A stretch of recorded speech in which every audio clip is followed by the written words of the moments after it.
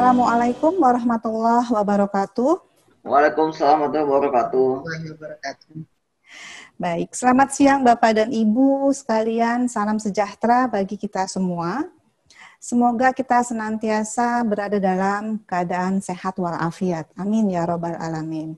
Saya ucapkan terima kasih kepada Bapak, Ibu, rekan-rekan pendidik dari ini banyak sekali saya informasi, ada yang dari Sorowako, ada yang dari Makassar, luar biasa peserta webinar hari ini tidak hanya dari Jabodetabek tapi sudah sampai ke luar Pulau Jawa, luar biasa. Alhamdulillahirabbil alamin. Selamat bergabung Bapak dan Ibu. Terima kasih atas kehadirannya dalam acara webinar kita pada hari ini yang diselenggarakan oleh Sekolah Madaniyah. Bapak dan Ibu perlu saya informasikan bahwa kegiatan webinar parenting ini adalah merupakan program Sekolah Madaniyah yang kami laksanakan setiap 2 minggu sekali. Dan pada 2 webinar sebelumnya telah dibahas tema mengenai School of the Future atau sekolah masa depan dan juga tema mengenai blended learning.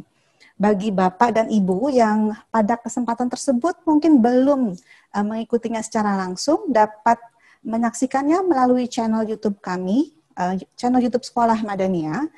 Sedangkan untuk informasi terkait dengan webinar ke depan dapat dilihat informasinya di dalam akun Instagram Sekolah Madaniyah yaitu @madaniyahschool. Sebelumnya izinkan saya untuk memperkenalkan diri terlebih dahulu. Saya Susi Suciatiningsih selaku Madaniyah Primary School Principal yang akan memandu acara pada hari ini.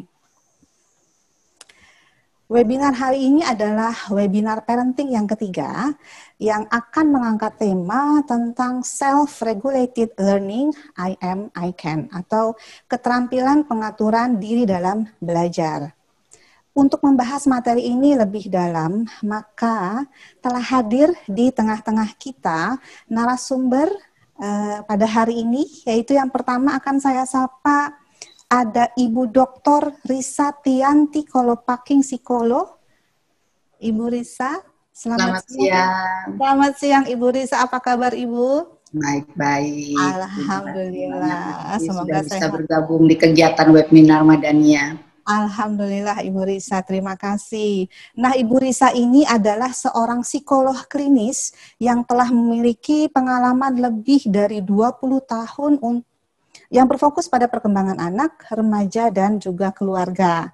Beliau saat ini aktif menjadi psikolog di beberapa rumah sakit dan selain itu juga adalah seorang pengajar di Fakultas Psikologi UIN Syarif Hidayatullah Jakarta. Terima kasih Ibu Risa telah berkenan meluangkan waktu di sela-sela kesibukan yang luar biasa untuk berbagi ilmunya kepada kita semua pada hari ini. Oke. Selain Ibu Risa, kita juga akan ditemani oleh salah seorang alumni Sekolah Madaniyah, yaitu ada Genta Syaifrin Laudza. Nah, Genta ini adalah lulusan dari Sarjana Kedokteran Universitas Pajajaran yang saat ini sedang menjalani pendidikan profesi dokter atau co-asisten di Rumah Sakit Hasan Sadikin Bandung. Halo Genta, apa kabar Genta? Halo Bu Susi, apa kabar Bu? Baik. Alhamdulillah. Di Bandung nih Genta ya? Iya di Bandung Bu. Aduh, semoga sehat-sehat Genta ya. Insya Allah Bu. Amin, amin. Oke, nah Bapak Ibu kalau Genta ini adalah salah seorang alumni dari Sekolah Madaniyah, sementara Ibu Risa adalah salah satu orang tua dari alumni Madaniyah juga. Jadi keluarga besar Madaniyah nih hari ini luar biasa pembicaranya ya. Alhamdulillah. Oke. Perlu saya informasikan juga bahwa nanti para narasumber kita akan memberikan paparannya, juga akan memberikan sharing pengalamannya terlebih dahulu kepada kita semua. Setelah itu nanti akan kami buka sesi tanya jawab. Nah, bagi Bapak dan Ibu yang akan mengajukan pertanyaan, kami persilakan untuk menuliskannya di dalam chat box yang telah tersedia dan nanti akan ada giveaway untuk 3 pertanyaan menarik tentunya ya. Oke, kembali. Oke, maaf. Kembali ke tema webinar kita hari ini, yaitu adalah self-regulated learning. Mungkin di antara kita ada yang sudah terbiasa atau sudah pernah mendengar dengan istilah ini. Namun bisa jadi istilah ini masih asing di antara kita semua atau mungkin baru sekali kita dengar. Nah, untuk itu marilah kita langsung saja dengarkan pemaparan dari Ibu Risa yang akan membahas lebih dalam terkait dengan apa sih yang dimaksud dengan self-regulated learning itu, kemudian juga mengapa hal ini menjadi penting, serta bagaimana cara mengembangkan kemampuan self-regulated learning tersebut. Oke, baik Ibu Risa, saya langsung persilakan kepada Ibu untuk memaparkan materi ini. Baik, terima kasih banyak Bu Suci. Saya share screen dulu ya. Saat bicara saya stop video karena untuk membuat kualitas suara jauh lebih baik ya. Baik. Baik Ibu Risa.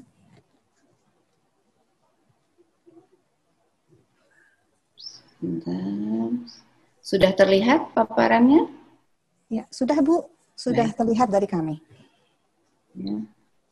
Assalamualaikum warahmatullahi wabarakatuh. Selamat siang, salam sejahtera buat untuk kita semua. Senang sekali Bapak dan Ibu yang hadir dalam acara webinar ini. Senang kita dapat bertemu, apalagi saya juga dapat penjelasan dari Ibu Susi tadi, tidak hanya di wilayah Jabodetabek, tapi luar Pulau Jawa pun ikut bergabung bersama ya. Rasanya inilah salah satu hal yang positif yang bisa dilakukan saat kegiatan harus stay at home dan pembelajaran lewat online. Kita bisa belajar tanpa mempertimbangkan ruang dan waktu. Baik. Hari ini kita akan berdiskusi tentang self-regulated learning. Ya, ini tema yang sangat menarik sekali. Sengaja memang tidak kita terjemahkan ini self-regulated learning ke dalam bahasa Indonesia. Walaupun memang bisa diterjemahkan, tapi alangkah baiknya di dalam sesi siang ini kita akan mendiskusikan self-regulated learning dengan tetap menggunakan konsep utama di dalam bahasa Inggris, karena banyak sekali arti atau konsep-konsep nanti yang berkaitan untuk menjelaskan apakah itu namanya self-regulated learning. Tapi saya mencoba meringkaskan Ibu dan bahwa self-regulated learning ini berkaitan dengan gaya belajar atau strategi belajar siswa yang sifatnya aktif, satu, dan juga konstruktif. Artinya ada kemampuan untuk mengatur atau membentuk bagaimana cara belajarnya sendiri, dan kemudian mandiri juga di dalam melakukan aktivitas belajarnya. Ya. Self-regulated learning ini sebetulnya konsep yang sangat biasa kita lakukan sehari-hari, ya. Apalagi memang sebetulnya manusia itu lahir sebagai makhluk pembelajar katanya, ya. Dan kemampuan belajar ini sebetulnya sudah ada di dalam diri kita. Nah, konsep self-regulated learning ini sebetulnya paling mudah dijelaskan di dalam proses belajar saat di alam. Coba kita lihat sama-sama ya, gambar ini kita lihat gadis kecil naik pohonnya kayaknya tinggi juga ya, berani banget ini anak ini ya. Tentu ada teman-temannya juga yang mungkin tidak seberani si gadis kecil ini ya, tapi kita lihat gadis ini kecil ini berani untuk naik pohon yang tinggi, kemudian mencoba menaiki setiap batang dan memegang ranting-rantingnya. Di sini kita lihat dia punya motivasi untuk belajar naik pohon dan tidak takut untuk di ketinggian dan punya bayangan mungkin asik juga nih naik pohon ya. Ada motivasi dia untuk belajar di sini. Dan konsep lain adalah adanya kognisi. Selain ada motivasi, dia juga belajar bahwa oh ya, saat naik pohon, saya harus megang batangnya nih. Atau kaki saya harus menjejak supaya nggak licin. Ada proses belajar, proses mengingat, proses memperhatikan, ada proses atensi, ada kognisi di dalamnya. Aspek lain adalah apa yang disebut dengan metakognisi. Nah, saya sengaja perkenalkan istilah-istilah di sini karena nanti di dalam penjelasan self-regulated learning, konsep-konsep ini akan sering muncul. Ya, metakognisi ini apa metakognisi? Kalau kognisi ini kan sesuatu yang betul-betul berkaitan dengan bagaimana seorang anak proses belajar langsung. Tapi metakognisi ini berkaitan dengan proses berpikir terhadap apa yang sedang kita pikirkan, terhadap apa yang sedang dipikirkan oleh anak. Kalau tadi anak naik pohon, dia menjejak, dia berpikir, memperhatikan, ini adalah proses berpikir, mengingat. Tapi proses metakognisi adalah proses untuk berpikir tentang apa yang dia pikirkan. Misalnya, kalau menjejak ini, nanti jatuh nggak ya? Kemudian, oh ya, dia mungkin berpikir dengan apa yang sedang dia pikirkan, bahwa, oh sebelumnya saya pun pernah naik pohon ini, kalau menjejaknya seperti ini, tidak akan tergelincir, misalnya. Jadi adalah proses berpikir tentang apa yang dia pikirkan. Nah, perilaku adalah perilaku yang memang bisa dilakukan tadi, menjejak, menggenggam, kemudian tertawa, ya. Dan terakhir adalah pastinya si gadis kecil ini punya tujuan yang sangat khas pada dalam dirinya, bahwa dia pengen naik pohon karena mungkin biar terlihat hebat di mata teman-temannya, atau dia ingin naik pohon karena mungkin pengen ambil buah atau bunga di atas pohon tersebut. Jadi ini adalah tujuan yang spesifik sehingga si gadis kecil ini mau naik pohon walaupun pohon itu tinggi. Ada aspek motivasi, ada proses belajar di sini, ada proses strategi untuk belajar, dan ada proses perilaku yang dilakukan karena ada tujuan dirinya. Di lain sisi, ternyata proses belajar ini tidak selamanya bisa tumbuh dengan sendirinya, seperti halnya proses belajar di alam, terutama belajar dalam kegiatan yang terstruktur. Ada banyak tantangan di dalam kegiatan berstruktur. Belum tentu motivasi itu datang dari diri sendiri. Kalau motivasi itu tidak datang, kita akan kehilangan semangat, kemudian kita akan jadi malas. Sehingga tantangan belajar terstruktur adalah membuat siswa menjadi aktif untuk bisa termotivasi melakukan aktivitas belajar, kemudian juga dia juga mampu untuk melihat hal-hal apa yang harus dia siapkan dalam proses belajar, ini konstruktif, dan kreatif melakukan aktivitas yang berkaitan dengan kegiatan belajarnya. Terakhir adalah mandiri, tanpa harus diberi dukungan atau dorongan oleh lain, dia punya keinginan untuk bisa belajar dalam situasi apapun, punya keinginan untuk terus bertekun terhadap kegiatan belajar. Nah, tantangan belajar terstruktur inilah yang kemudian dirumuskan di dalam apa yang dinamakan belajar dengan pendekatan self-regulated learning. Apa itu self-regulated learning? Di sini saya akan mencoba mencitir formulasi yang diungkapkan oleh Pak Pintrich, ya. Untuk yang tertarik untuk melihat sumbernya, saya tuliskan di sini, ya. Jadi self-regulated learning ini adalah proses belajar aktif dan konstruktif yang dilakukan oleh siswa, di mana aspek-aspek dasar dari proses belajar yaitu motivasi, kognisi atau metakognisi, dan perilaku ini saling berkaitan, dan pembelajar punya kendali untuk melakukan aktivitas di dalam dirinya dan dapat memonitor kegiatan yang dia lakukan dan dapat meregulasi apa saja yang ingin dia lakukan. Hal yang paling mendorong semua aspek ini adalah proses bahwa setiap pembelajar punya tujuan yang sangat khas, sangat spesifik sesuai dengan keinginannya. Dengan tujuan inilah semua perangkat motivasi, perilaku, metakognisi dan kognisi ini dapat bergerak. Dan pendidik dalam hal ini, pendekatan yang dilakukan adalah melakukan strategi belajar yang bersifat goal oriented, artinya bersifat sesuai dengan tujuan yang akan disepakati bersama oleh pendidik dan pembelajar, ya. Dan lingkungan di sini akan membantu pembelajar untuk bersifat aktif di dalam melakukan kegiatan belajar itu sendiri. Nah, sebetulnya seperti apa sih proses self-regulated learning ini? Ya.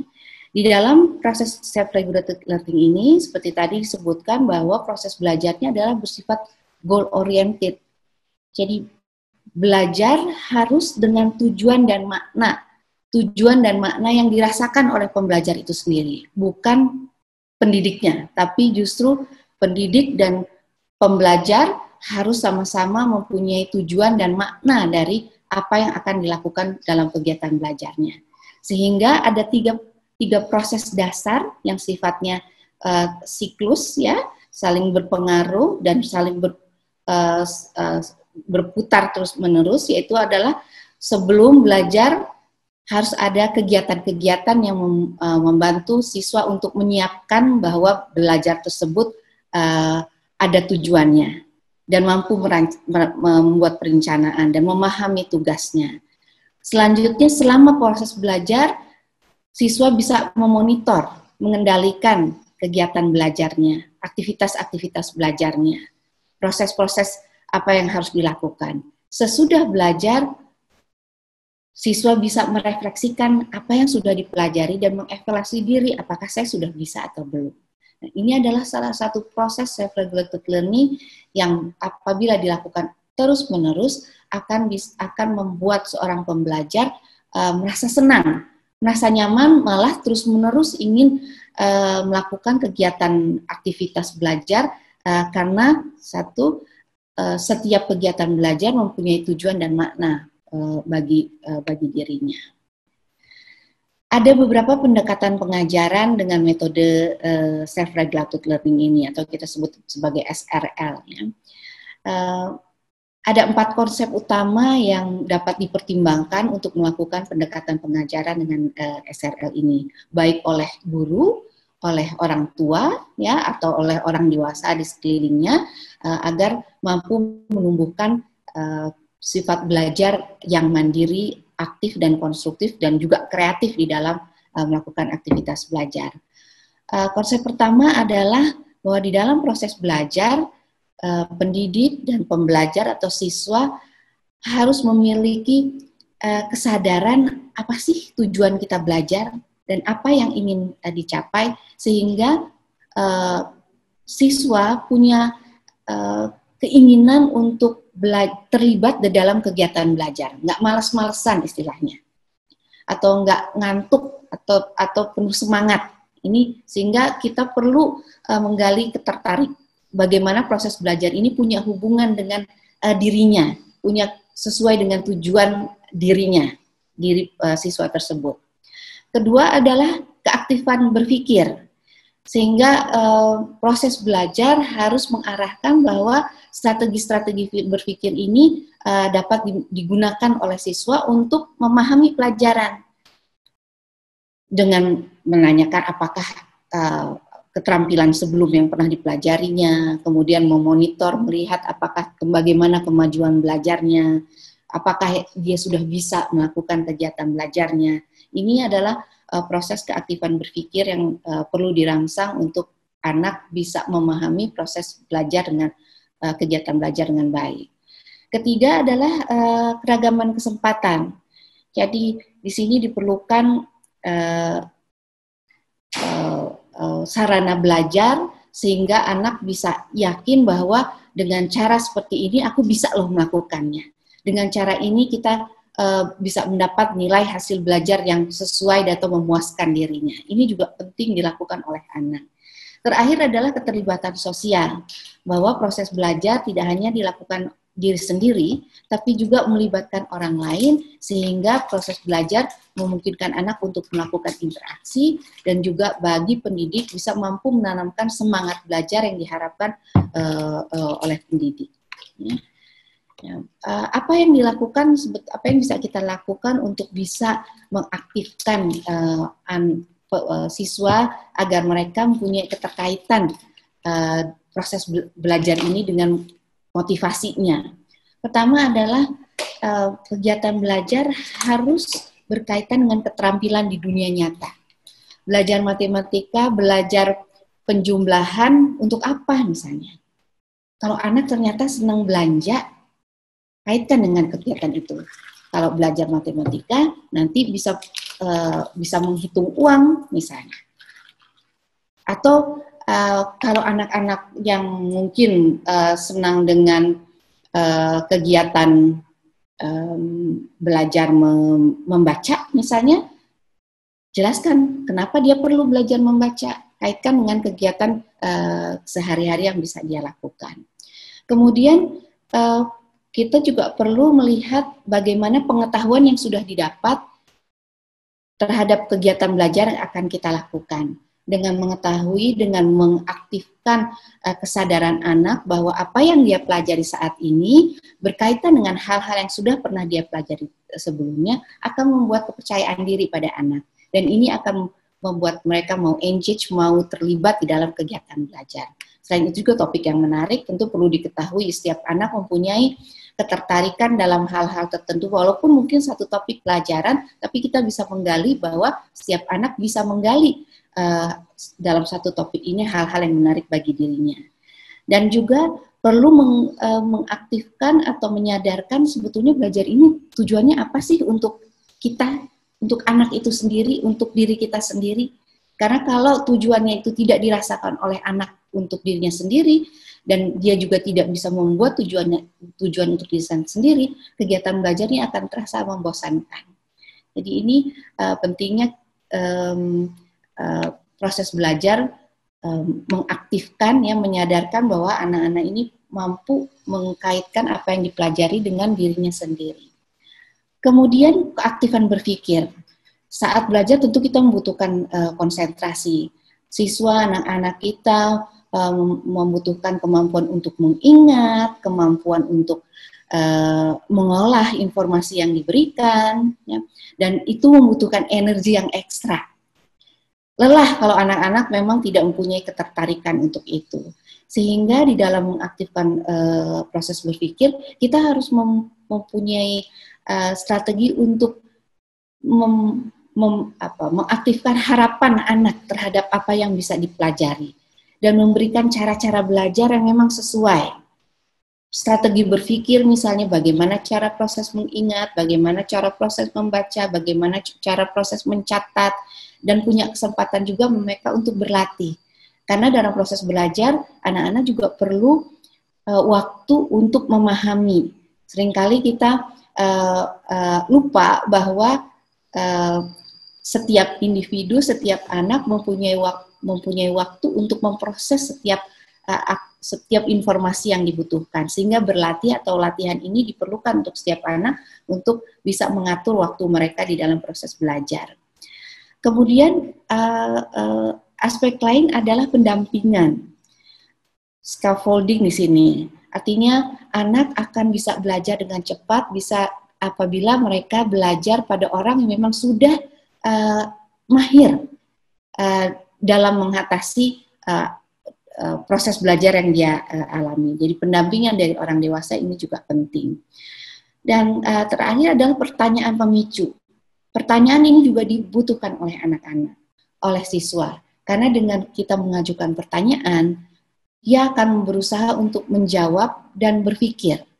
Dan pertanyaan-pertanyaan ini juga bisa mengarahkan anak atau siswa dalam belajar, sehingga mereka mampu menyusun strategi-strategi yang perlu mereka lakukan. Ada proses berpikir dari pertanyaan yang diajukan oleh guru atau orang tua atau oleh orang dewasa lainnya, atau juga oleh sesama teman, sehingga pertanyaan ini akan dibutuhkan di dalam mengaktifkan proses berpikirnya. Aspek lain adalah keragaman kesempatan. Jadi di dalam mengaktifkan ke self-regulated learning ini, setiap siswa harus punya kesadaran dan kepercayaan bahwa hasil belajar dan proses belajar ini memang cocok buat mereka, memang bermanfaat buat mereka. Dan selanjutnya juga mereka juga perlu mengetahui kesepakatan cara belajar yang cocok dan nyaman untuk mereka. Bukan hanya sekedar cara belajar yang memang diharapkan, diinstruksikan oleh pendidik ya, atau orang tua saja, tapi juga kesepakatan yang dia rasa nyaman untuk bisa menggunakan cara-cara belajar yang sesuai. Sarana dan alat bantu belajar juga diperlukan.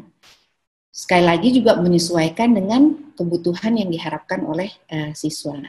Dan terakhir ada penghargaan proses belajar. Ini juga penting diperhatikan. Setiap kegiatan ajarkan pada anak untuk merasa puas dan merasa bersyukur, merasa nyaman dengan setiap aktivitas belajar yang dia lakukan. Misalnya menulis 1 tambah 2 sama dengan 3, dan mengerjakan kegiatan-kegiatan lainnya, siswa harus bisa merasa bahwa, oh iya, ini aku senang loh bisa mengerjakan seperti ini. Karena penghargaan dalam proses belajar bukan hanya dari orang lain, tapi juga bisa muncul dalam dirinya. Ini yang akan membuat seseorang akan menyenangi dan mampu menekuni kegiatan belajar, proses belajarnya. Terakhir ada keterlibatan sosial. Proses belajar bisa dilakukan secara individu, tapi juga sangat baik bisa dilakukan ada kontak sosial dengan sesama teman. Dan perlu diketahui juga kapan anak-anak atau siswa menginginkan belajar secara individu dan kapan siswa juga siap untuk belajar berinteraksi secara sosial. Karena dengan memahami kesiapan belajar ini secara individu maupun interaksi sosial akan membuat anak akan mampu memanfaatkan pelajaran yang dipahami ini dengan lebih bersemangat. Ya.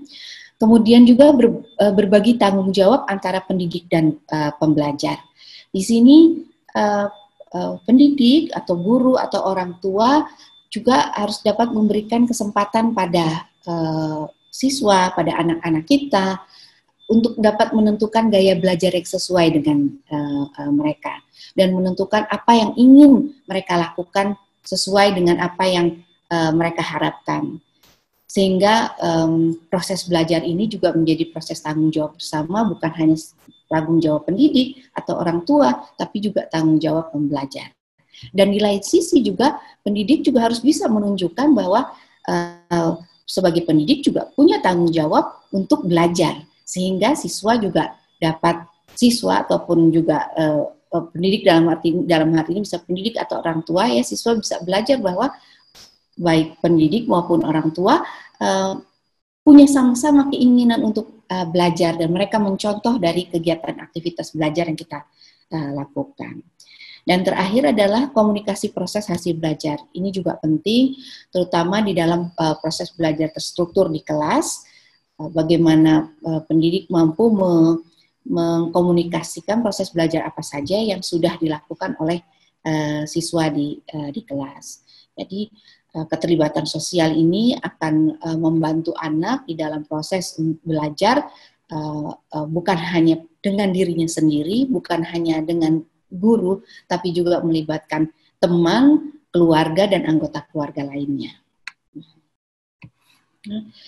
Self-regulated learning adalah keterampilan hidup yang amat sangat berharga, karena kita tahu bahwa kita adalah makhluk pembelajar. Tapi tadi kita menyadari bahwa proses belajar di dalam kelas tentunya punya tantangan tersendiri. Proses belajar terstruktur membutuhkan juga kegiatan belajar yang terstruktur. Sehingga kegiatan self-regulated learning ini, pendekatan belajar self-regulated learning ini perlu dipelajari.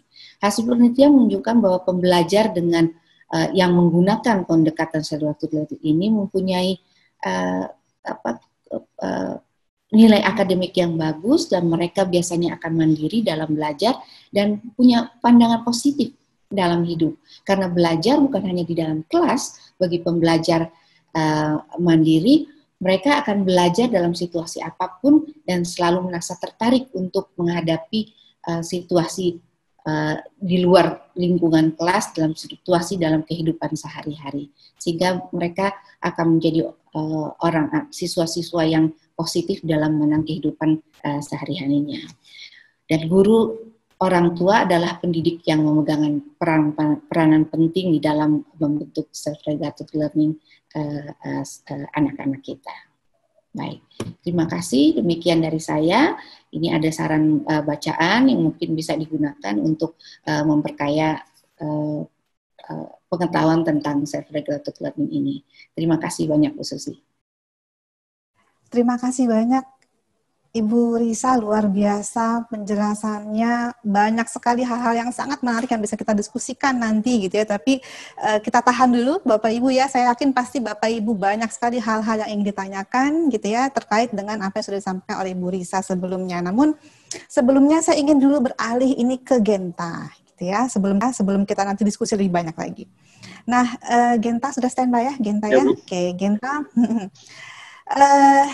Genta, Ibu Susi ingin tanya dulu nih, ini kan informasi yang dapat Ibu Susi terima kan dulu ketika Genta lulus dari sekolah Madania gitu kan, mau masuk ke perguruan tinggi, Genta itu kan diterima di 3 perguruan tinggi negeri gitu ya, dan semua terkemuka di mana? UI, di Unpad, dan di UNER ya, kalau tidak salah ya Genta ya. Iya Bu, Luar biasa, Bu Susi salut banget sama Genta ini. Nah, dari sini Bu Susi ingin tanya nih dengan Genta terkait dengan materi kita hari ini ya. Kira-kira apa sih strateginya waktu itu kok bisa-bisanya gitu ya Genta sampai diterima di 3 perguruan tinggi negeri gitu kan.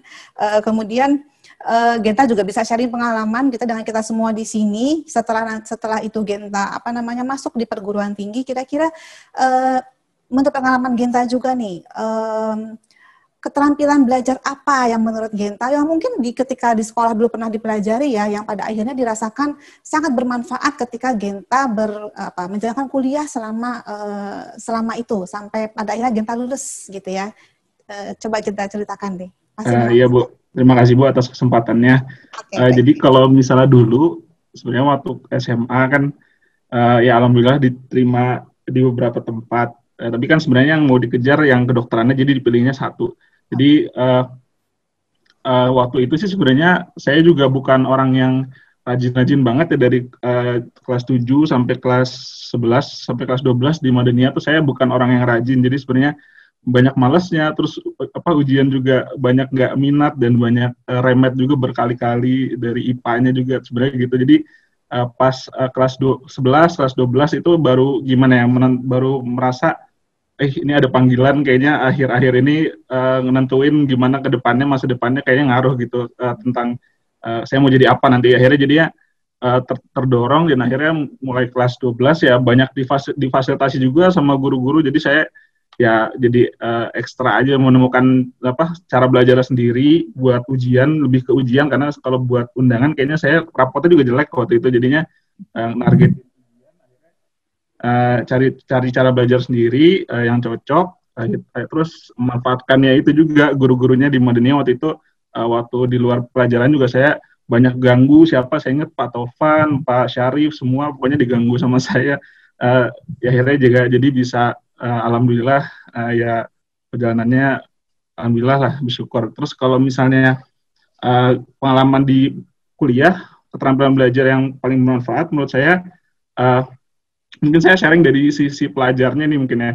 Kalau tadi kan mengenai teorinya, kalau sekarang mungkin kalau pengalaman saya kalau dari kuliah itu yang paling bermanfaat, sebenarnya semua keterampilan belajar saya rasa bermanfaat di tempat kuliah manapun, dan tapi mungkin yang paling manfaat saya rasa pertama itu bagaimana strategi atau rencana belajar ya kayaknya. Jadi walaupun mungkin rencana atau strategi belajar gimana menyusunnya itu bakal dilatih selama seiring kuliah atau seiring sekolah. Saya rasa apabila udah lebih mahir, kan di saat kuliah ini nanti akan banyak ketemu tugas-tugas, kewajiban lainnya, terus ada ujian juga ya. Mungkin ujiannya juga susah, jadinya lebih bisa ditambah juga pendampingannya kan nggak ada ya, hampir minim gitu ya, walaupun ada dosen gitu. Tapi sebenarnya kita diharapkan untuk bisa belajar mandiri.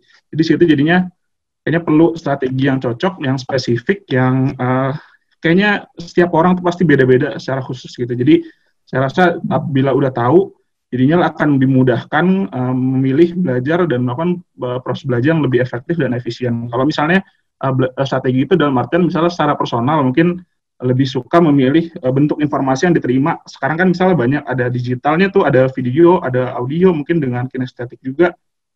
Dia pilih, dia tahu saya sukanya yang ini, saya efektif dan efisien belajar dalam bentuk informasi yang kayak gini. Atau dia suka mentransformasi informasinya dengan menjadi ditulis lagi atau dibuat flashcard atau dibuat mungkin dijelaskan ke teman-temannya gitu, atau dia mungkin strategi lainnya menentukan lingkungan belajarnya, kayak dia suka circle-nya teman-temannya ini untuk belajar bagus ini buat dia, atau dia suka belajar di waktu-waktu tertentu di tempat-tempat tertentu. Ya saya rasa itu kalau masing-masing individunya udah tahu, oh saya cocok di sini, itu lebih baik karena setiap orang nanti akan punya jalannya beda-beda itu saat kuliah, saya rasa kayak gitu. Dan juga set goals, jadi saat belajar itu ada rencana memasang goals kecil, dan itu setelah itu juga yang nomor 2 selain pinter strategi juga mungkin mahir dalam membangun motivasi. Jadi saya rasa motivasi juga penting karena selain bisa merencanakan, kadang sudah direncanakan tapi masih lalai gitu ya. Kadang suka males atau makan nafsu apa gitu ya. Jadi dengan adanya motivasi, membuat tujuan besar ya. Kalau misalnya kita punya visi, kita mau jadi apa, atau misalnya tujuan umumnya mau jadi orang kayak gimana, dan nantinya bisa dirincikan menjadi goals-goals yang lebih kecil, capaian-capaian yang perlu dicapai. Jadinya jadi lebih memudahkan apabila nanti kita ada lalai atau ada malas, tuh jadi lebih terdorong, jadi lebih paham konsekuensinya. Kalau saya nggak lakuin ini sekarang, nanti jadinya pasti gini kan, jadi nggak mau, jadinya maka jadi trigger untuk gerak gitu ya. Mungkin membangun motivasi sama strategi mungkin yang menurut saya paling bermanfaat di kuliah. Oke, baik, terima kasih. Baik, terima kasih sekali Genta, luar biasa. Berarti kan artinya ini juga bisa berbekal juga untuk adik-adik kelas nanti ya, bahwa kemampuan akademik kita tidak menentukan bahwa nantinya kita akan sukses atau tidak, tapi bagaimana kita bisa memotivasi diri kita ya Genta ya. Tadi kan ya, Bu, betul. Dulu kan sebelum masuk di kelas 10-11 gitu ya, masih malas-malesan gitu kan. Pada akhirnya Genta menemukan passion-nya, menemukan tujuan akhirnya gitu kan. Nanti mau seperti apa sih ke depan? Saya harapannya pengen masuk ke perguruan tinggi negeri dan sebagainya. Di situlah mulai muncul motivasi Genta ya, menentukan target-target pembelajaran, terus juga pada akhirnya bisa menemukan cara-cara gaya belajarnya sendiri ya. Mana sih yang nyaman, yang membuat Genta jadi semakin semangat untuk belajar gitu Genta ya. Luar biasa. Nah tadi kan Genta dan tadi juga Ibu Lisa sudah menyinggung sedikit nih, ada gaya belajar gitu kan di situ ya, kemudian juga ada minat. Nanti Bapak Ibu mungkin kalau yang makin tertarik dengan materi ini, nanti akan dibahas khusus nih di webinar kita nanti ke depan, informasinya nanti ada di Instagram kita ya, terkait khusus mengenai differentiated classroom. Itu akan dibahas lagi lebih dalam tuh, akan menarik sekali, luar biasa. Genta terima kasih nih atas sharing pengalamannya, sangat menarik sekali. Bu Susi doakan sukses selalu ya buat Genta gitu ya. Nanti setelah ini kita sudah mau masuk nih ke sesi tanya jawab gitu ya. Tapi sebelum itu saya jadi ingin menggali juga nih dari teman-teman yang ada di Madania gitu ya. Kalau tadi kan Ibu Lisa sudah menjelaskan secara teoritis seperti apa self-regulated learning itu, dari Genta juga pengalaman yang langsung merasakan gitu ya seperti apa. Nah sekarang dari pendidiknya, tadi kan dari muridnya nih, sekarang dari pendidiknya nih, ada teman saya, rekan saya Ibu Novita, apakah ada di sini Ibu Novita? Halo Ibu Susi. Oke, halo Ibu Novita, terima kasih Ibu Novita ya sudah bergabung. Dan saya minta sharing sedikit nih tentang pengalaman Ibu Novita. Pengalaman Bu Novita selama di Madania gitu ya, mengajar di Madania, apa sih kira-kira yang sudah pernah dilakukan, bagaimana sih cara menerapkan self-regulated learning ini untuk anak-anak kita di Madania. Silakan Bu Novita. Terima kasih Bu Susi, selamat siang semuanya ya, karena alhamdulillah siang-siang begini kita sendiri sudah menerapkan self-regulated learning untuk mau belajar dan menambah ilmu.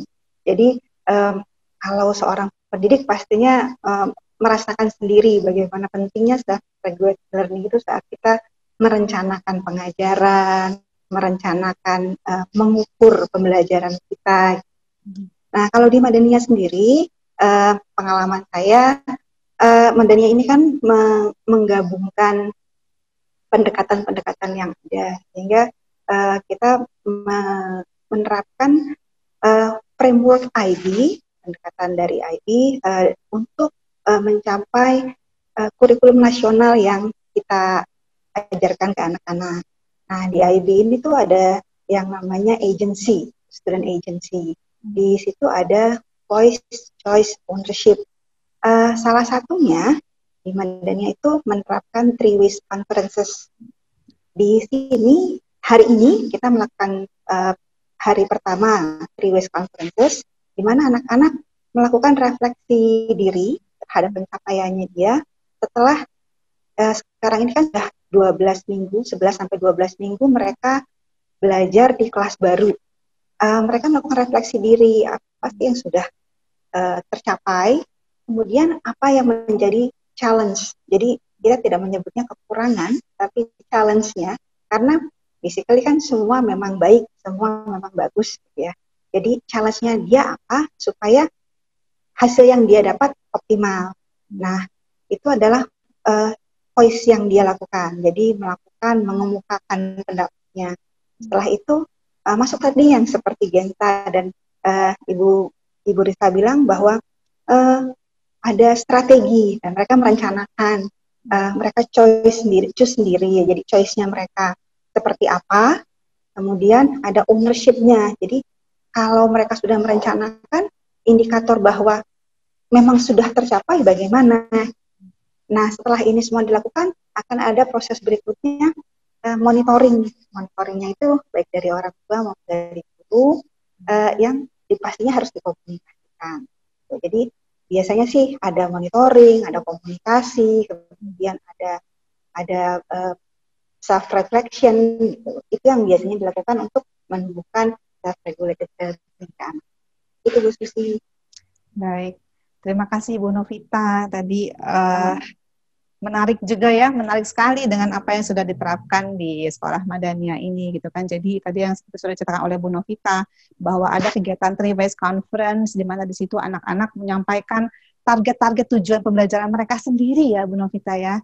Mereka sudah melakukan evaluasi diri, apa sih kelebihannya, kekurangannya gitu ya. Kemudian juga membuat target-target sendiri yang memang bermakna bagi mereka gitu kan. Yang akhirnya ada ownership juga tadi kata Bu Novita ya di situ ya. Pada akhirnya ada ownership itu, ada rasa kepemilikan, mereka memunculkan motivasi juga di sana pastinya seperti itu ya. Dan tadi yang menarik buat saya adalah tadi Bu Novita menyampaikan bahwa ada kolaborasi nih antara anaknya, orang tuanya dan juga guru gitu ya. Jadi mereka berkolaborasi untuk saling mensupport agar tujuan anak ini juga tercapai secara maksimal. Jadi luar biasa nih. Kolaborasi juga itu salah satu materi tema webinar kita ke depan nih Bapak Ibu, nanti ya bisa dilihat lebih lanjut tentang materi itu. Menarik sekali Ibu Novita, terima kasih banyak Bu Novita. Ya, oke, baik, selanjutnya saya akan cek dulu apakah sudah ada pertanyaan. Oke, sudah ada satu pertanyaan dulu nih gitu ya. Akan saya bacakan. Oke. Di sini ada pertanyaan dari Bapak Ugan Sugandi. Oke, pertanyaannya adalah, keterlibatan sosial dapat membantu proses belajar. Sementara di situasi pandemi COVID-19 hampir tidak ada keterlibatan sosial secara langsung, baik dengan guru maupun dengan siswa. Tentunya ini akan menghambat dalam proses belajar. Pertanyaannya adalah, bagaimana agar terjalin keterlibatan sosial yang baik di masa pandemi ini? Mungkin untuk Ibu Risa, maka Ibu Risa silakan Ibu Risa. Terima kasih Bu Susi, terima kasih Pak Ugan pertanyaannya ya. Ini pasti pertanyaan juga yang akan muncul pada banyak orang ya. Di situasi pandemi ini memang keterlibatan sosial secara fisik ya, face to face ini akan sangat terbatasi. Tapi memang keterlibatan sosial secara online, ya, virtual masih bisa dilakukan. Dan inilah justru kegiatan inilah yang perlu dibuat sekreatif mungkin agar siswa ini walaupun melalui online masih punya kedekatan dengan guru misalnya, terutama untuk anak-anak ya. Pak Ugan, bahwa anak-anak usia sekolah dasar keterikatan dengan guru itu masih sangat diperlukan, sehingga mungkin perlu diciptakan kegiatan-kegiatan yang non belajar yang sifatnya lebih santai, sehingga mereka tetap bisa punya komunikasi dengan guru dan teman-temannya. Saya sehari-hari bekerja di rumah sakit ya, Pak. Nah, sekarang ini banyak sekali kasus-kasus anak ya yang artinya dia sedih belajar harus online, ada yang sampai nangis karena nggak bisa ketemu gurunya pengennya dicium-cium lewat komputer. Nah, itu sebetulnya kan ada kerinduan untuk bertemu secara fisik, face to face secara fisik yang memang tidak bisa tergantikan dengan online ini. Bagaimana caranya?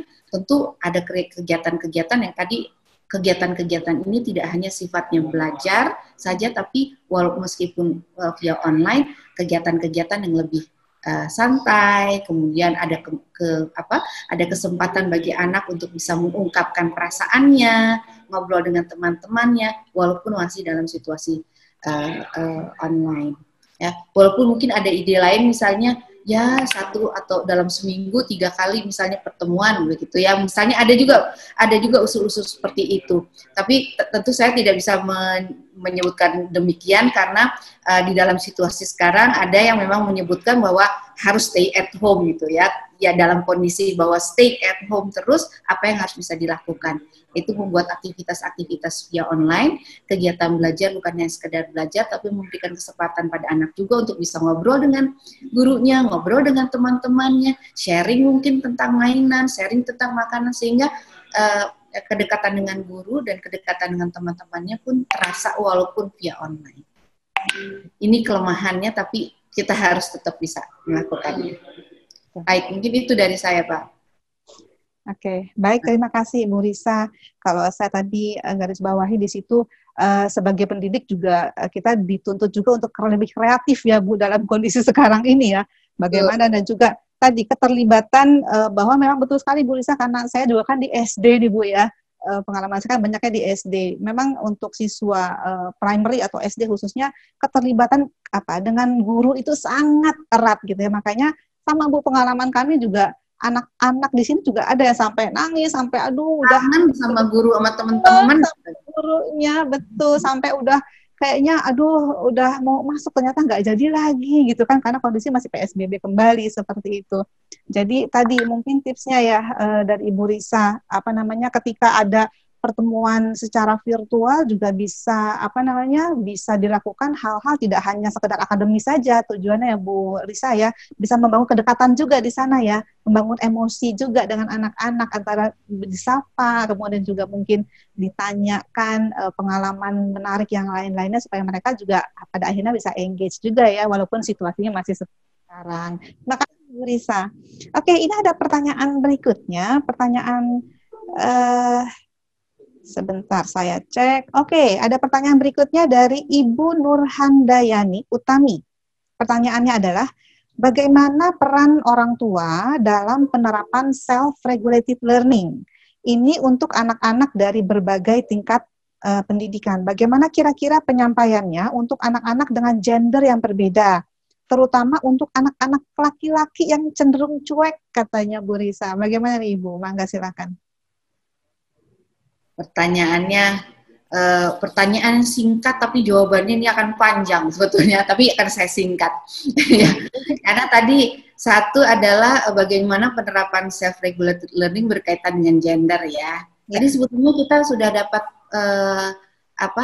contoh pelaksanaan self-regulated learning ini dari Genta. Walaupun saya agak terkejut juga waktu Genta tadi bilang, sebetulnya ini aku nih anaknya males belajarnya. Kan tadi Genta bilang gitu ya, Genta ya. Nah, males belajarnya, tapi ya setelah tahu apa tujuan yang ingin aku capai, ya bisa muncul keinginan belajar. Nah, sebetulnya itu adalah klaknya. Bagaimana kita sebagai orang tua tidak boleh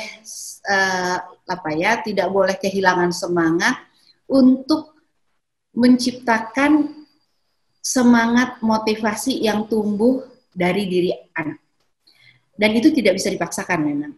Tapi kita sebagai orang tua terus mengingatkan. Jadi kalau Ibu tadi ingat gambar gadis yang naik pohon, yang bisa termotivasi untuk bisa naik pohon setinggi itu, nah momen seperti itu yang harus kita ciptakan. Bagaimana caranya? Pertama adalah komunikasi orang tua.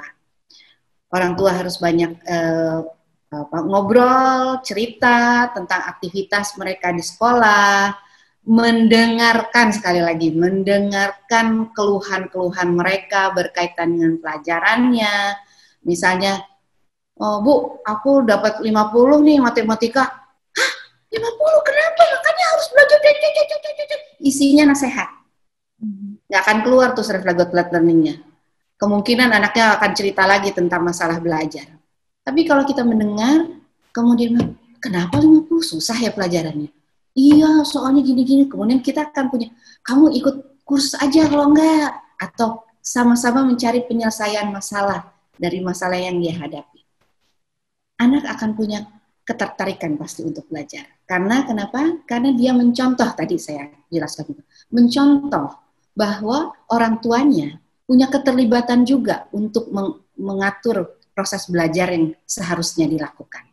Tapi kalau kita hanya menginstruksi aja dan merendahkan, apalagi yang merendahkan, kamu sih gitu aja nggak bisa, mestinya kamu gini-gini, mestinya kamu, nah mestinya itu kalimat simpel, tapi sebetulnya akan mengganggu harga dirinya dia. Padahal belajar ditentukan oleh self-worth, rasa berharga, rasa mampu, rasa bisa deh kayak anak tadi naik pohon setinggi apapun. Jadi untuk orang tua komunikasi penting, mendengarkan apa yang disampaikan anak, menerima segala kelebihan, kelemahan, dan mencari penyelesaian masalah apa yang bisa kita lakukan dalam mengatasi proses belajar yang kamu lakukan. Laki-laki perempuan sebetulnya sama saja. Nah, tapi bedanya kalau hubungan ibu dengan anak-anak tergantung dari hubungannya Pak Bu ya. Jadi kalau perempuan mungkin kalau perempuannya senangnya main di rumah ya komunikasinya akan lebih lancar. Kalau anak-anak laki-laki senangnya jalan-jalan tentu komunikasinya tidak akan lancar. Tapi yang kita pentingkan adalah justru waktu kita berkomunikasi ini. Walaupun anak-anak laki-laki sering main, tapi mungkin ada waktu pagi hari mungkin saat mau berangkat ke sekolah atau sore hari saat pulang sekolah ada waktu untuk ngobrol 5-10 menit tentang aktivitas belajar mereka. Mau dia males, mau dia lagi nggak semangat belajar, terima saja, kita nggak usah, tidak perlu dulu memberi nasihat A, B, C, D.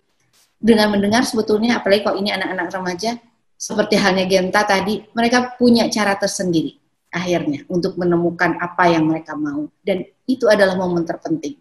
Apa yang aku mau, apa yang aku lakukan, justru tugas kita sebagai orang tua adalah memunculkan semangat itu pada diri anak-anak. Mudah-mudahan bisa diuji coba ya Bu. Baik, terima kasih banyak Ibu Risa. Jadi intinya tadi yang komunikasi ya, pasti ya komunikasi antara orang tua dan anak itu sangat penting. Bagaimana kita sebagai orang tua bisa mendengarkan secara aktif keluhan-keluhan anak dan sebagainya ya Bu Risa ya, itu sangat penting. Jadi anak merasa terhargai juga di sana. Oke.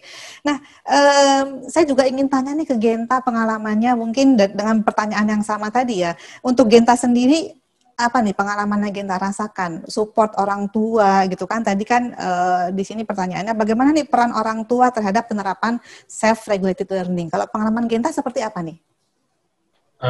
Pengalaman saya waktu dulu saya misalnya dapat nilai jelek terus gitu ya, sebenarnya saya kalau nilai jelek kadang ditanya gitu ya, ditanya nilainya berapa, kalau misalnya ditanya biasanya ditanya kenapanya sih sebenarnya nggak, ya benar kata Bu Risa tadi, sebenarnya saya nggak pernah sampai yang dicecer, dimarah-marahin gitu, enggak. Sebenarnya mama papa tuh sebenarnya orangnya yang kalau misalnya udah tahu kurangnya di situ, oh ya udah belajar gini-gini aja atau gitu aja, nggak yang pernah sampai kenapa gitu nggak pernah sih, alhamdulillah aku bersyukur juga ya Bu ya.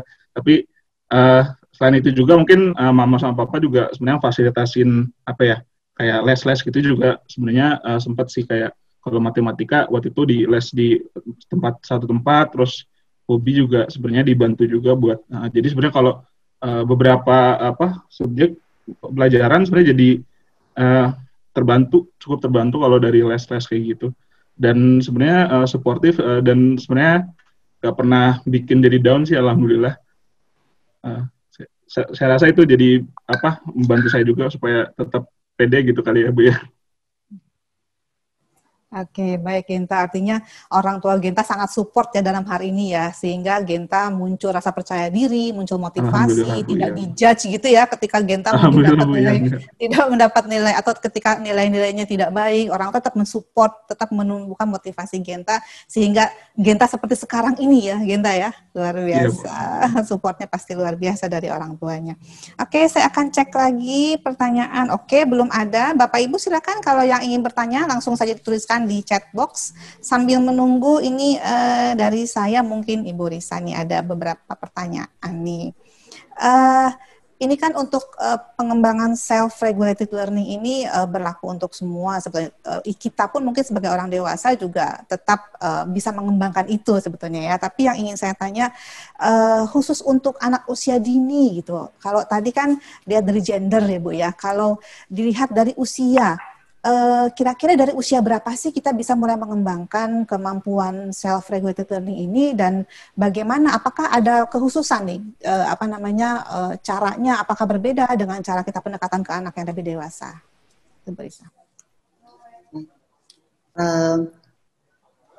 Kekhasan dari self-regulated learning ini adalah salah satu kenapa sering sekali self-regulated learning ini dikaitkan dengan apa yang dinamakan metakognisi istilahnya.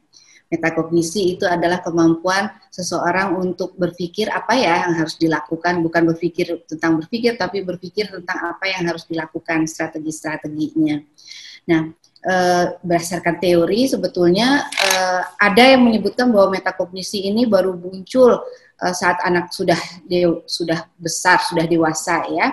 Tapi sebetulnya dari beberapa studi juga menunjukkan saat anak usia dini, mulai usia 3 tahun ke atas ini sudah mulai ada sebetulnya strategi-strategi yang khas untuk anak usia dini ya. Bagaimana mereka mulai mengatur apa yang harus dilakukan, bagaimana mulai misalnya secara sederhana, habis main, kemudian mainannya perlu dirapihkan, mainan mana yang dia suka dia akan ditaruh di tempat yang dia mungkin mudah terjangkau. Nah, itu adalah sebetulnya bagian dari self-regulated learning dalam arti kata, learning dalam proses belajar. Jadi dari anak usia dini sudah bisa diterapkan untuk melakukan self-regulated learning ini di dalam situasi terstruktur di kelas, misalnya untuk belajar atau belajar di rumah. Cara-caranya adalah dengan mengajarkan, memberikan instruksi atau tahapan-tahapan yang memang biar dapat anak lakukan ya sesuai dengan kegiatan belajar yang kita harapkan ya, memberikan instruksi terstruktur. Misalnya tadi kalau untuk mainannya disimpan di sini, ditaruh, setelah ditaruh mungkin dilap mana mainan yang dia sukai di tempat yang taruh di mudah terjangkau. Itu adalah instruksi-instruksi yang sederhana yang akan membantu dia untuk mengarahkan kegiatan belajarnya. Pada anak sekolah dasar memang jauh lebih bisa diajarkan lebih kompleks. Self-regulated learning ini memang muncul kalau satu ada motivasi pastinya. Ya. Kedua, anak merasa mampu. Jadi kalau porsinya belajar untuk anak sekolah dasar, berikan sesuai dengan porsinya. Jangan anak sekolah dasar dijejelin pelajarannya sehingga kemampuan belajarnya jadi penuh. Ya, kalau dia sudah penuh, udah hilang itu self-regulated learning-nya, motivasinya sudah tidak ada. Jadi anak-anak sekolah dasar kelas 1 sampai ke 3 itu fun masih harus. Dan lihat bahwa dia senang belajar itu, tertarik, akan muncul itu self-regulated learning. Ada motivasi, strateginya nanti, nggak usah dikasih tahu juga dia akan bilang, oh ya aku mau menghafal yang ini, aku sudah hafal ini loh, aku menghafal ininya dengan cara ini. Atau kamu menghafal, kalau aku perlunya dicatat dulu. Anak-anak SD sudah bisa melakukan seperti itu. Jadi setiap tahapan perkembangan usia juga punya strategi tertentu. Nah mulai SMP, SMA ke atas itu memang sudah lebih kompleks lagi. Alat-alat bantu yang lebih penggunaan smartphone, komputer itu sudah bisa dimanfaatkan untuk melakukan strategi-strategi belajar. Dan memang yang terpenting adalah bagaimana membangkitkan motivasi. Motivasi ini menjadi pendorong utama seseorang untuk mau kemudian bertekun setelah bertekun adalah merasa puas dengan apa yang dia lakukan dalam proses belajarnya. Kalau orang tersebut merasa puas dan menilai bahwa dirinya bisa, ada self-worth tadi, dia akan terus belajar lagi, terus belajar lagi, terus belajar lagi, terus belajar lagi sepanjang hidupnya.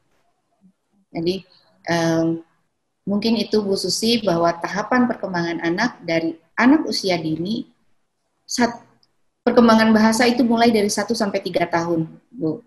Begitu 3 tahun ke atas, proses kognitif ini mungkin metakognitif dan proses self-regulasi ini bisa diajarkan sesuai dengan tahapan perkembangannya.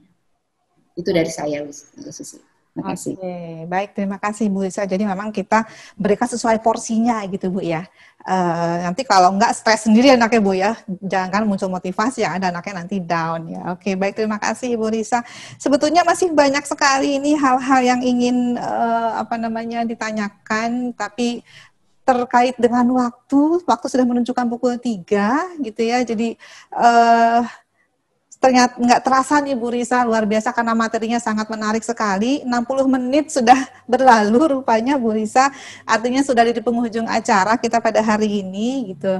Artinya saya harus menutup acara ini. Tapi sebelum saya mengakhiri gitu ya, saya ingin meminta dulu nih dari masing-masing, dari Ibu Risa dan juga dari Genta untuk memberikan closing statement-nya atau kata penutupnya. Baik, dari Ibu Risa dulu mungkin Ibu, apa nih kira-kira untuk penutupnya kepada kita semua? Silakan. Baik, terima kasih. Ya.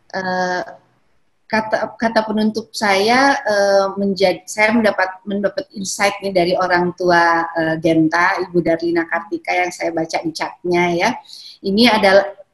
Karena ini adalah pengalaman hidup ya, yang mungkin bisa di-share juga di sini. Bu Darlina menyebutkan bahwa Bu Darlina memberikan role model. Itu penting sekali.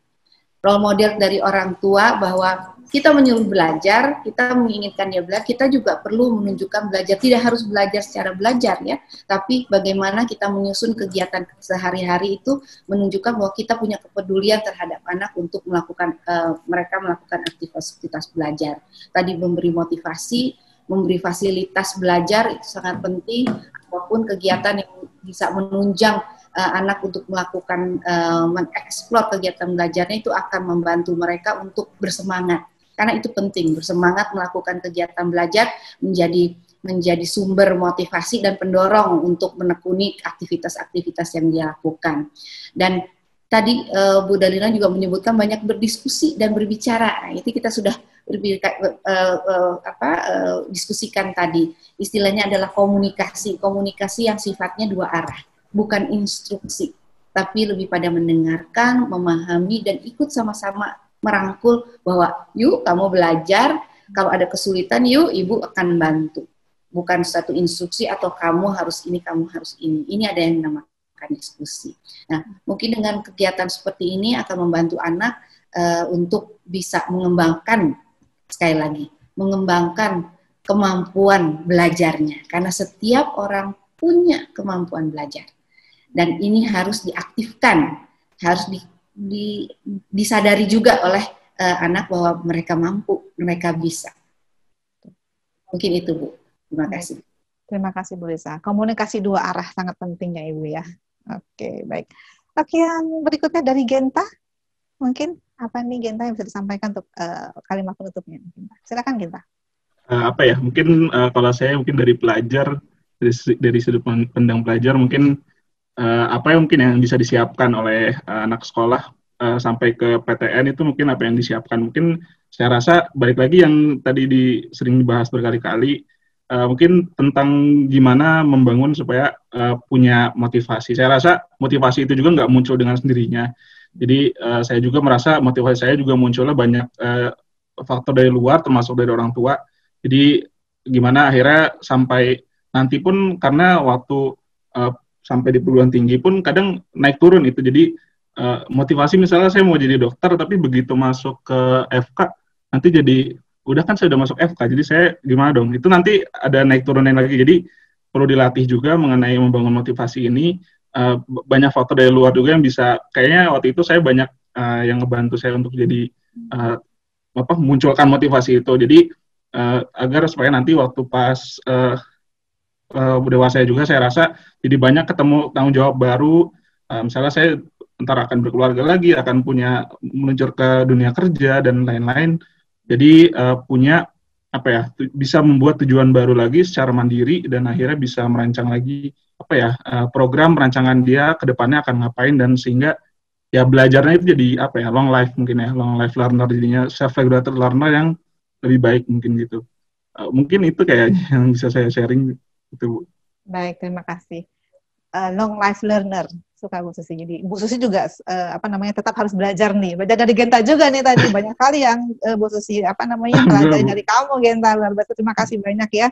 Alhamdulillah, dengan demikian selesai sudah rangkaian acara webinar kita pada hari ini. Begitu banyak ilmu gitu dan juga inspirasi yang begitu luar biasa yang kita dapat. Untuk itu saya ucapkan terima kasih yang sebesar-besarnya untuk Ibu Risa, juga untuk Genta, dan tak lupa juga Ibu Novita yang sudah berbagi pengalamannya, dan pasti juga untuk semua Bapak Ibu, rekan-rekan pendidik yang sudah hadir mengikuti acara webinar kali ini yang telah sangat antusias. Terima kasih banyak Bapak dan Ibu. Informasi ke depan ada webinar keempat yang akan dilaksanakan 2 minggu ke depan gitu ya, dengan temanya adalah differentiated classroom gitu. Nah, kita sebagai komunitas pembelajar yang memang long life learner gitu ya, insya Allah nanti ada ilmu-ilmu lagi baru yang akan kita pelajari. Untuk itu berharap sekali teman-teman dan Bapak Ibu semua nanti bisa bergabung kembali di webinar kami berikutnya gitu ya. Dan untuk tema-tema webinar selanjutnya dapat Bapak dan Ibu lihat di akun Instagram Sekolah Madania @madaniaschool. Baik, sampai bertemu lagi di webinar selanjutnya. Wassalamualaikum warahmatullahi wabarakatuh.